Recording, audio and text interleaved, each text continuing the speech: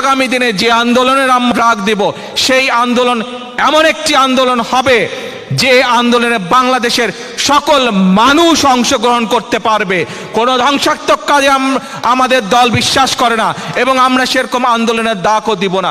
কিন্তু আজকের যুব সম্প্রদায়ের কাছে, আজকের তরুণদের কাছে আমার অনুরোধ থাকবে, আমার আহ্বান থাকবে, দেশ তোমাদের, ভবিষ্যৎ তোমাদেরকে, দায়িত্ব তোমাদেরকে নিতে হবে।